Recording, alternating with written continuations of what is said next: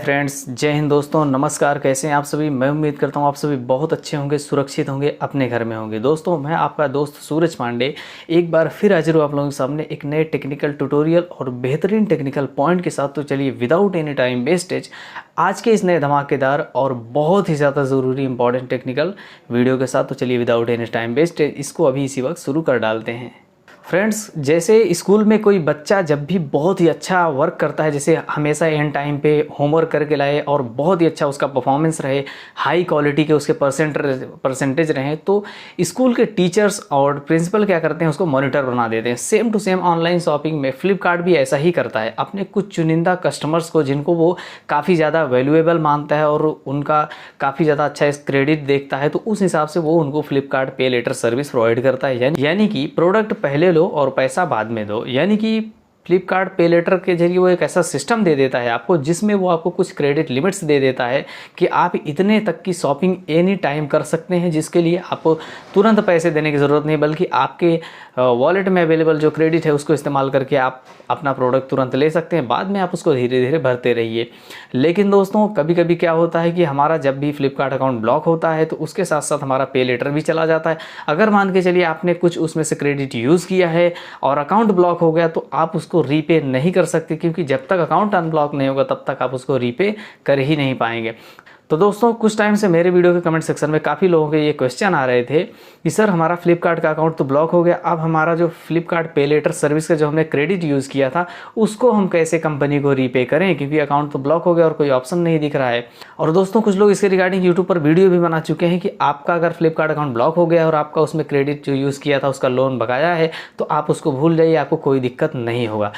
दोस्तों, आज की वीडियो में हम लोग टोटल इसी टॉपिक पर बात करने वाले हैं कि अगर आपका फ्लिपकार्ट अकाउंट ब्लॉक हो जाता है और आपका पे लेटर का जो आपने क्रेडिट यूज़ किया उसका अगर कोई लिमिट बकाया है, तो इसका आपके ऊपर क्या असर पड़ेगा। क्या उसको चुकाना सही होगा या चुकाना सही नहीं होगा, क्या कंपनी आपसे वापस मांगेगी या मतलब नहीं मांगेगी। तो दोस्तों, आज हम इसी टॉपिक पर पूरी बात करेंगे। चलिए दोस्तों, हम लोग बिल्कुल टाइम वेस्टेज करते हुए आगे बढ़ते हैं। तो पता है ना सबसे पहले क्या करना है। जी हाँ, सबसे पहले आपको बस लाइक और शेयर के बटन पर दबा देना है पूरी तरह से फिंगरप्रिंट को, और साथ ही दोस्तों शेयर कमेंट तो ये सब तो होते रहेंगे, फॉर्मेलिटीज़ है। इसके साथ साथ दोस्तों बस सब्सक्राइब करना है और बेल आइकन को प्रेस कर देना है, बाकी का काम यूट्यूब देख लेगा।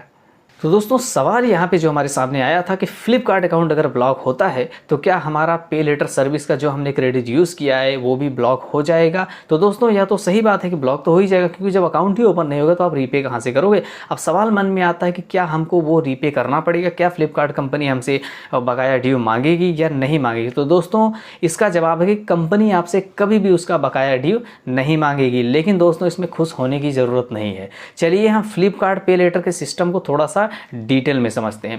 दोस्तों, फ्लिपकार्ट पे लेटर सिस्टम जो है, जब भी आपको फ्लिपकार्ट कंपनी आपको पे लेटर में कुछ क्रेडिट लिमिट्स प्रोवाइड करती है, तो वो खुद अपनी जेब से नहीं देती है, बल्कि उसका किसी न किसी बैंक से या किसी न किसी फाइनेंशियल कंपनी से स्पॉन्सरशिप होता है, और उनके बीच ये करार रहता है कि हम अपने कस्टमर्स को आपका ही क्रेडिट सर्विस प्रोवाइड करेंगे। इसके बदले में जब वो रीपे करेगा तो उसका जो इंटरेस्ट होगा उसी में हम अपना भी प्रॉफिट निकालेंगे और आपके भी। दोस्तों, ये एक टाइप से लोन होता है। जैसे मान के चलिए आपको बैंक एक क्रेडिट कार्ड देती हैं या आप कहीं से लोन लेते हैं, तो बस इसको भी आप एक क्रेडिट सर्विस ही समझिए। क्योंकि मान के चलिए जैसे आपको कोई बैंक क्रेडिट कार्ड देती है और उसकी लिमिट 1 लाख रुपए है, और आप दोस्तों जब 1 लाख रुपए में से मान के चलिए 80,000 रुपये आपने यूज़ किया, उसके बाद आप उसको जो है इंटरेस्ट बाय इंटरेस्ट मतलब पर मंथ एक EMI के थ्रू उसको चुकाते हैं, और उसमें कुछ पैसे इंटरेस्ट भी लगते हैं। तो इसी तरह फ्लिपकार्ट पे लेटर सर्विस भी है। अब बात करते हैं कि अगर अकाउंट ब्लॉक हो जाता है और आप ये जो मतलब आपका क्रेडिट सर्विस यूज़ कर चुके हैं उसको आप रीपे नहीं करेंगे, तो इसका क्या असर पड़ेगा। दोस्तों, मैं आपको बता दूं कि अपने इंडिया में अवेलेबल सभी कस्टमर्स का जो फाइनेंशियल डेटा है और उनके लेन देन और उनकी क्रेडिट सर्विस को मतलब जो अफोर्ड करता है, उसी को बोलते हैं क्रेडिट स्कोर। ठीक है, तो दोस्तों इसको एक कंपनी जारी करती है। इसके बारे में हम कभी डिटेल में बात करेंगे कि आखिर क्रेडिट स्कोर होता क्या है। दोस्तों, क्रेडिट स्कोर एक पॉइंट होता है जिसके ज़रिए ये पता चलता है कि आपकी फाइनेंशियल कंडीशन कैसी है और आप लोन लेने या किसी भी क्रेडिट सर्विस को यूज़ करने के कितने ज़्यादा करीब हैं, या मतलब कितनी ज़्यादा मतलब अवेलेबिलिटी रखते हैं। जिसका क्रेडिट स्कोर सबसे ज़्यादा अच्छा रहता है उसको ज़्यादा से ज़्यादा लोन, क्रेडिट कार्ड या फिर क्रेडिट लिमिट मिलने के चांसेस रहते हैं। अब अगर दोस्तों सवाल ये आता है कि उसका हम EMI पे नहीं करेंगे तो क्या होगा, तो दोस्तों मैं आपको बता दूं कि अगर मान के चलिए फ्लिपकार्ट के क्रेडिट सर्विस को आपने यूज़ किया और अकाउंट ब्लॉक हो गया, आप उसे नहीं चुकाते हैं, तो ये आपके क्रेडिट स्कोर को ख़राब कर देगा।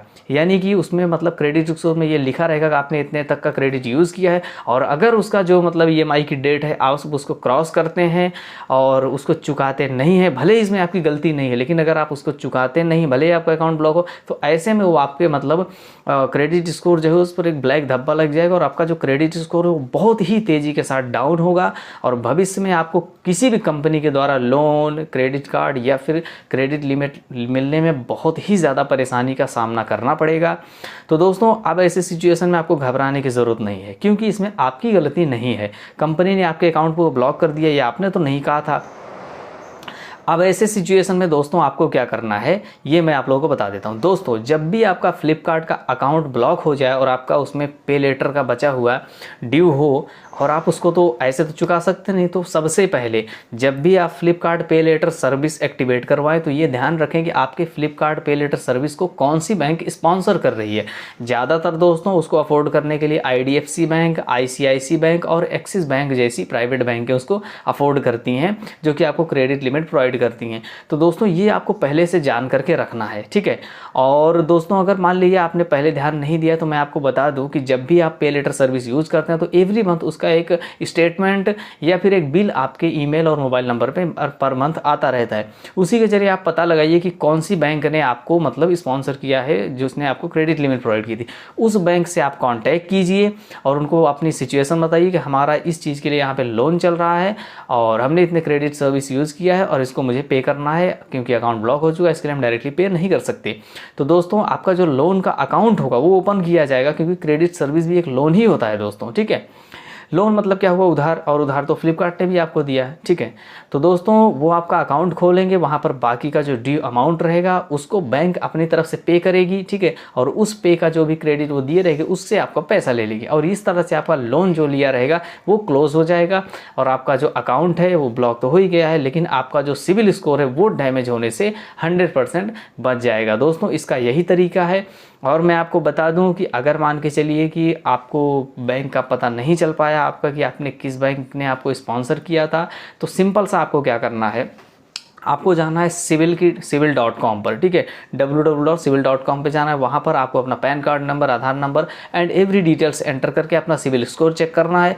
दोस्तों जैसे ही आपको आपका सिविल स्कोर दिखाई देगा, आप अपने उसके नीचे स्क्रॉल करते हुए आएंगे तो आप देख सकते हैं कि आपके मतलब ऊपर कितने ज़्यादा लोन अकाउंट चल रहे हैं। उसी में से आपको दिखा देगा कि किस बैंक के साथ आपका कौन सा लोन चल रहा है और किस कंपनी के करार की वजह से। तो वहाँ पर आपको फ्लिपकार्ट का नाम भी दिखेगा और आपको जिस बैंक ने स्पॉन्सर किया होगा वो दोनों बैंकों का नाम दिख जाएगा। आप तुरंत फटाक से उस अकाउंट नंबर को निकालिए और उस बैंक में जाइए और उनको अपनी सिचुएशन बताइए। वो आपकी पूरी हेल्प करेंगे आपके लोन अकाउंट को क्लोज करवाने में। सो दोस्तों अगर अकाउंट ब्लॉक हो गया इसके बावजूद भी EMI चुकाना बिल्कुल ना भूलें, क्योंकि अगर आप एक अच्छे नागरिक हैं और अपना सिविल स्कोर अच्छा रखना चाहते हैं तो प्लीज़ इसको केयर कीजिए। दोस्तों आई होप ये वीडियो आपको काफ़ी ज़्यादा पसंद आया होगा और आपके लिए काफ़ी ज़्यादा हेल्पफुल और वैल्यूएबल रहा होगा। चलिए फ्रेंड्स, मिलते हैं फिर किसी और धमाकेदार कंटेंट के साथ। तब तक के लिए जय हिंद, वंदे मातरम, अपना ख्याल रखिए, बाय।